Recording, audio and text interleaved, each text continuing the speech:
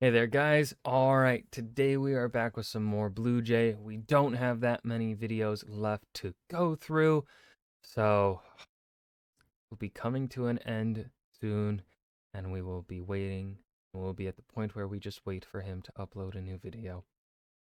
I wish he had a larger catalog to watch. I love his fucking videos. But today we are tackling the dumbest war nobody talks about. I did not look at the description box, and I did not take a peek as to what is in this video. Did not pay much attention to the thumbnail either, so I don't quite know which war he is exactly talking about. Now, before we dive in, make sure you go and check out the links in the description box below. I would love it if you joined the Discord and followed me over at Twitch. And also, please do go check out the gaming channel here on YouTube, where I upload old streams and dumb clips. All right. Now let's go ahead and dive straight in. Come here and pop a squat, kiddo. Daddy's got a story. We're talking like this now, are we? Okay, BlueJay. I see you. My mind's eye. To tell. Is it long? Sit down. For today's tale, only the No, BlueJay. Keep talking like this. Like Gandalf. You shall not pass. I ran out of breath and I couldn't do the full "you shall not pass," with the oomph and the energy that Ian McKellen can do. Anyways. to dial the clock back to the time when optimism died. The 20th Are you talking about my childhood? century. It's a story of small disagreements festering beyond reason. A chronicle of quarrels lasting. He's crazy. Baldur's Gate. Oh, wait. This was made after the release of BG3? Dude, I fucking love Baldur's Shadowheart is queen. For all seasons, a fable of ideologic conflict growing tenser Baldur's Gate 3 is game of the year, game of the decade. I fucking love that game. than treason, all of which culminated into what was called a war, despite no shots being fired. Dad, I already know about the Cold War. Yada yada, better dead than red, I know the drill. What? That pathetic decades-long temper tantrum over whose money system was good and whose was the unholy abomination spawned from the bowels of the ninth circle of hell? No. If I want to watch children cry about how numbered paper was handled while throwing around tubes, I go play Monopoly. I like my near-military conflicts like I like my woman. Full of crabs. What the fuck, BlueJay? Goddamn. Kate Blanchett, man. Goddamn. I'm sorry, we're gonna talk about the Lobster War. What? I don't think I've heard of this one. I got a subreddit for my channel. Good for you. It's the mid-1900s, and Europeans haven't quite grown out of their main character phase and need to make sure no one forgets. They still haven't. Oh, it's funny because the two movies are so different. Right. I'm here too. Okay. Hey, drop it, drop the oil! But as the 1960s rolled around, tragedy struck. America had a jello mold phase. But other than that, Oh, that's disgusting. nearly all of France's African colonies claimed they wanted independence. Just a wee bit of freedom, my lord. And as France loved being seen as the in vogue colonial power, they granted it to them to look hip, and definitely not because they couldn't afford another colonial war. This was all fine and dandy, unless you were a French fisherman who just lost their free reign to catch lobster off the Mauritanian coast. Slow your roll, Ratatouille, you need a permit for that now. Ah yes, there is plenty of lobster, don't be so shellfish. Baguette. Leave the area and cut the puns or I'll detain you faster than a panzer tank. Don't get all crabby. I'll be out of your hair in a pinch. Stop! I'm claustrophobic. Ow. But luckily, a few of these fishermen heard some juicy gossip about this hot new spot just brimming with lobster on the other side of the Atlantic. And for the cherry on top, they were practically free for the taking, being surrounded by nothing but the open water, salty air, Brazil. The fishermen figured that last part could be a problem. You know, sovereign waters or something. So they sent out a delegation to negotiate a license. But waltzing up to a country and saying, "Holy cannoli, that's a lot of lobster ravioli. How about instead of you guys fishing them to fuel your $20 million canning industry, I do the fishing and money getting part," would most likely be met with, "Haha, eat shit." Therefore, an elaborate ruse was needed to mask their fishing intentions. So they put together a pitch that was so intricate, so convincing, that the Brazilians would have no choice but to allow them coastal access to their lobster, all while being completely oblivious of their objective to harvest them. Thank you for meeting with us. We come to you with a pressing issue. You see, there have been seismic reports, sounds, if you will, of a disturbance in the deep, originating from your coast of Brazil. Jean, if you could just describe this disturbance for us. Of course.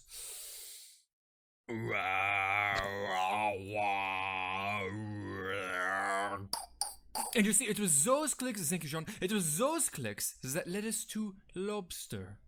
Now for our next step. Okay, sorry, I think I know what this is. You boys are just here to conduct some routine research on lobster nurseries and just need one of those permits for a few boats, right? You know, that is exactly what we wanted to do. Pierre, we got the research license! The French fishermen acquired a license allowing 3 boats to conduct research on lobster nurseries, which should normally be a relatively non-invasive process. But they looked at this permit Research license from Brazil to definitely not fishermen. You get 3 boats. Okay, buddy? and thought, haha, that's a funny way to spell 4. And everyone knows research is only as good as your sample size, and the French like to be as accurate as possible. God. Sure, this is all technically in violation of their license, but I've been driving with a suspended one for 3 years now and haven't had any problems. Nevertheless, Western Europe Hold on, BlueJay. Here's the thing. If state police get you can get fucked. European nations have this refined analytical process to find out just how much they can bend the rules when it comes to a foreign country. So they ran the numbers on Brazil. Brazil. Not really. We're good! While the fishermen thought they'd pulled off a successful bamboozle, Brazilian authorities already thought something smelled fishy about these fishermen. And luckily for them, they also had a similar analytical process. France. Multi-century history of colonization, exploitation, including but not limited to. Oh, Maybe we should check it out. Representatives were sent from the Brazilian Navy to act as inspectors and make sure the French fishermen were honoring the foundation of these nations' crustacean relations. They bro, what the fuck? That's poetry. should be around here. Oh, that's them. Oh, welcome to the Red Lobster. Witness an infest. Table for 2, yes? I've got the perfect romantic spot for you 2 Romeos. What? No, we aren't. Doesn't matter. We're here representing the Brazilian Navy. Oh, shit, Brazil? Yes. Welcome to the Red Lobster, a research center. Yes. Let me just get our head aside. Pierre has been making some incredible progress. Oh, yeah? What have you found out in your research? They hurt. Oh, what? You get pinched, Lil? No. You'll never amount to anything. Upon investigation, they found that, along with violating the boat limit, the ships were not conducting research, but in fact, carrying out large-scale predatory lobster fishing with a trawl. Trawling is this neat practice where you put a net in the water and catch the everything. Environmental impact? What environment? So Brazil was like, stop, and revoked the fisherman's license, sending them lobster tail between the anchors back on over to the land of macaroons in April of 1961. And with that, things returned to normal. Excuse me, there have been seismic reports, sounds, if you will. The fishermen returned in November to request another research license, but this time further out at sea on the continental shelf, outside of Brazil's territorial waters, which stretched 760,320 gumballs from the shore. Or for simpletons, 12 miles. This request was granted, and for the rest of the year, Brazil kept a close eye on them while the fishermen played the nautical version of, "I'm not touching you." But just like an early 2000s cartoon fish, the French just couldn't keep their grubby little paws off those luscious lobsters. And on January 2nd, 1962, the French boat Cassiope was found catching lobster about 10 miles off the shore. 10 miles! Got you! Haha! You're within our waters now, cheese boy! You sure? Hold this! 1, 2, 3, 4, 5, 6, 7, A Brazilian corvette seized the French vessel for catching lobster without authorization, probably hitting a sick drift as it pulled up, but then again, everything I know about Brazil comes from Fast 5. Anyway, by now shit's getting pretty serious and mom and dad need to get involved. So whilst the fishermen and navy battled the lobster sea, the French and Brazilian governments battled the diplomacy. The War of the Pen commenced, and at the heart of this battle in the fierce political trenches was one vital question. Like, what is a lobster? Sounds like a silly question, right? What is a lobster? Why, it's the underwater excavator, the crustacean of the basin, the pogo stick with a prick. But even my definition of a lobster as nature's gripper snippers wouldn't have been sufficient for the contending nations. They wanted to know whether or not a lobster was a fish. France made the claim that a lobster was in fact a fish, so therefore they had the right to catch them according to the basis for fishing on the high seas. Convention on Fishing and Conservation of the Living Resources of the High Seas. The states parties to this convention, considering that the development of modern techniques for the exploitation of the living resources of the sea, increasing man's ability to meet the need of the world's expanding population for food, has exposed some of these resources to the danger of being overexploited. Considering also that the nature of the problems involved in the conservation of the living resources of the high seas is such that there is a clear necessity that they be solved whenever possible on the basis of international cooperation through the concerted action of all the states concerned, have agreed as follows. Article 1.1. All states have the right for their nationals to engage in fishing on the high seas, subject A, to their treaty obligations, B, to the interests and rights of coastal states as provided for in this convention, and C, to the provisions contained in the following articles concerning conservation of the living resources of the high seas. 2. All states have the duty to adopt or to cooperate with other states in adopting such measures for their respective nationals as may be necessary for the conservation of the living resources of the high seas. Set by the Geneva Convention of 1958. Brazil, for their part, pushed the thesis that lobsters were not a fish, but in fact an economic resource, a part of their continental shelf that they had the sovereign right to exploit, according to a different provision of the same Geneva Convention. They said, citing a treaty they didn't sign. And this wasn't like your average 12-hour Twitter beef. This diplomatic battle lasted all through 1962 and part of 63, which is hilarious considering the other things going on the world stage during that time. Kennedy is having us increase our troop presence in Vietnam. 400 Green Berets were a start, but they aren't going to be enough. Agreed. We must be careful, though. We don't want to replace the French as a colonial force in the area and bleed as the French did. That's a good point. Got any advice, France? So now with the pangolin being a geode, yes, according to our established law of modus operandi derived from the Fly Eater Sarlacc pit model, yes, then when taking the Laplace transform of this in a matrix with the crustacean equation, we find that lobster are in fact fish. No, this completely violates the Capricorn theorem. What the Capricorn? Let's back this up. While that reality sadly only exists in my headcanon, France and Brazil did do their best to support their claims and own each other with facts and logic. Brazil's evidence was that lobsters were like oysters and that they both cling to the ocean floor, making them a part of the continental shelf. But France argued that when a lobster hops around the ocean floor, it's essentially swimming, making it a fish, which prompted Brazil's Navy expert in oceanography, to spit some iconic bars. If a lobster is a fish because it moves by jumping, then a kangaroo is a bird. Yeah, that's actually a pretty solid point. Yeah, and if a kangaroo is a bird, then a flying fish is a spaceship because it jumps through the air. A little weaker, but okay. And if a flying fish is a spaceship, then a seagull is an oil rig because it dives underwater. Okay, let's settle down. No, if a seagull is an oil rig, then my wife is a fucking whore because she jumps from man to man. Okay, so I made up the end there, but don't boy. Don't worry, the first part is a real quote that you can see. If a lobster is a fish because it moves by jumping, then a kangaroo is a bird. Admiral Paulo de Castro Moreira da Silva.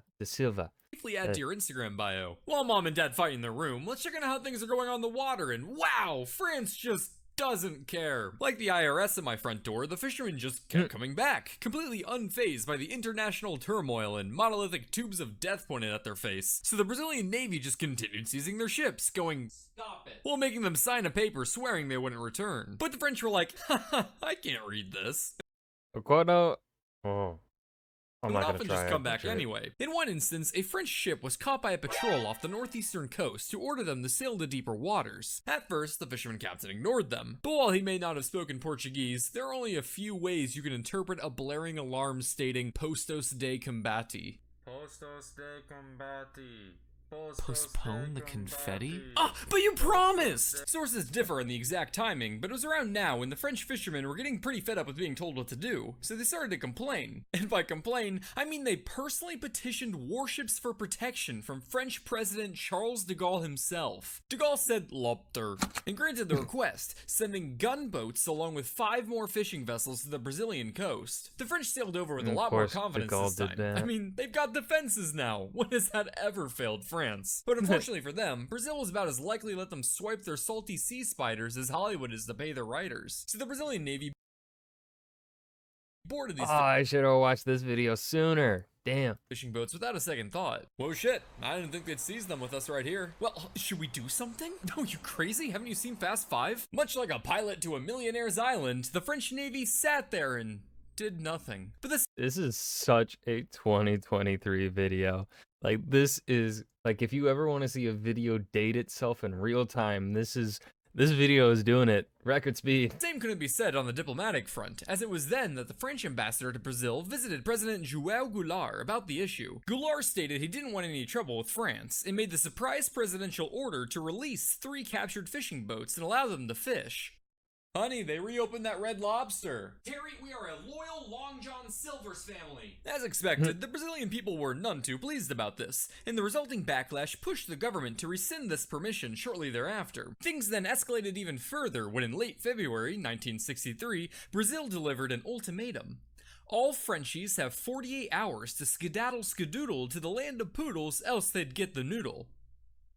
I may or may not have written that line while intoxicated, but I wouldn't dare delete a line full of such eccentric flavor. However, That is what you call poetry. Poeticism on the scale of Tolkien's prose. over in France, this lobster war was really starting to get on de Gaulle's nerves. Ugh, first they can't fish, then they can. Just kidding, they can't. Oops, now they've got 2 days to leave town. God, I don't understand this emotion I'm feeling. What you are experiencing is known as mixed signals, sir. No, I'm sure I tuned this radio to AM. No, I mean, like, you know when a girl is kind of hinting she likes you, but you can't quite tell if she's into you because her actions give conflicting signs? Those are mixed signals. Paul, I'm rich and the president of France. I don't get mixed signals, I get bitches, so don't speak to me about your poor people problems. Now on one Fuck.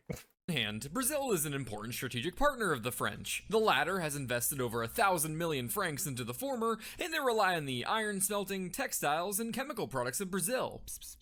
Also, Brazil is capitalist and can help fight nearby growth of communism.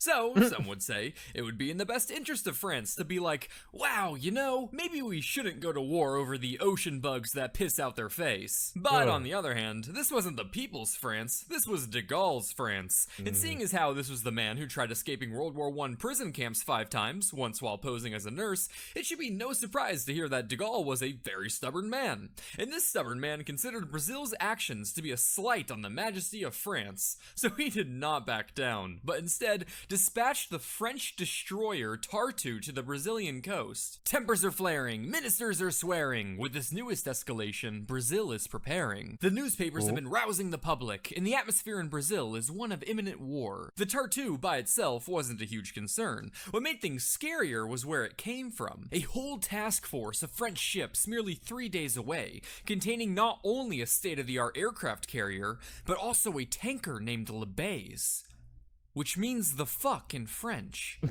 which is also a river in France, which also flows through the town of Condom. Mobilized France, what the fuck?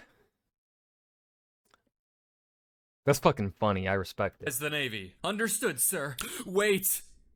And the Air Force. But there's one small problem with this mobilization. It's the eve of Brazil's favorite holiday, the Carnival. A time for wild celebration, dancing to music, stealing comically large vaults with Dodge Chargers. Oh wait, that's Fast 5 again. And this year, people were really memeing this whole situation. Even some masked revel No, lobsters are actually fish because they leap in the seafloor, so we can fish in the near waters. By your logic, this thing is actually a fucking bird for you, right? Went around with lobster costumes, so much of Brazil's personnel were on short leave. But with some effort, they mobilized enough men, granted them war pay, and launched ships to search for the Tartu under Operation Lobster. Along with these No ships, fucking Brazil way. continued to mobilize to meet the French at sea. Because sure, their arsenal was full of vintage World War II vessels, and sure, they only had enough ammunition for 30 minutes of combat, and sure, they lacked adequate fuel supplies, and sure, some ships were decommissioned with mechanical problems, and sure, the French had a state-of-the-art navy and air force to counter them, but at least they had their spirit Yeah. and family. Brazil's Family. planes that had been searching for the Tartu finally spot it, causing it to start shooting exercises, probably to deter the aircraft. The plane responded by flying even lower to show they aren't messing around. Oh wow, that's cute. Neat little guns you got there. Uh-oh, what's this? These looks like rockets. Wow, these sure are big, huh? Brazil ships made their way towards the Tartu's location late at night. Dawn approached and the sea was veiled with a fog. In the distance, their radar detects something in the water. Making their way Poisson. closer, tensions running high, they finally made out the Tartu in the mist and oh, it's gone. Running low on fuel, the Tartu retreated and was replaced with a much weaker ship. Oh hey, what about us? You'll be fine, another ship is coming. Hey guys, what's up? Oh, with the playing field set and more Brazilians on the way, it was now just a matter of who would shoot first. Hey, maybe we should go back and fish where we belong. Africa. The French ships decided to head back across the Atlantic. After this, an agreement was signed where Brazil would allow limited French ships to fish for 5 years while sharing profits with Brazil, who would also get to expand the nautical miles of its territory. You know, just a few.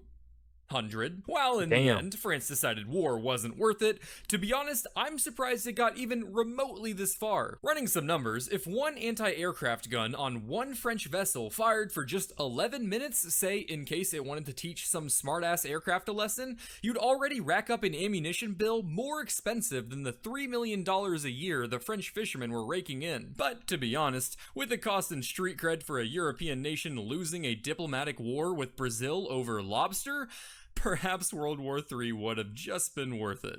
The Lobster War, 8 out of 10 stars. And that was the dumbest war nobody talks about, and I can really understand why.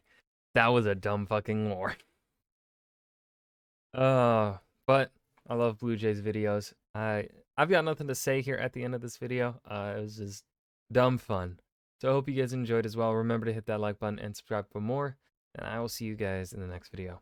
Peace.